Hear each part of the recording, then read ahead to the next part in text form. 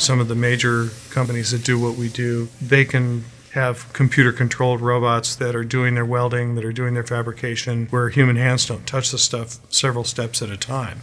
What we're doing is really a throwback. We're doing handcrafting and basically building everything to order.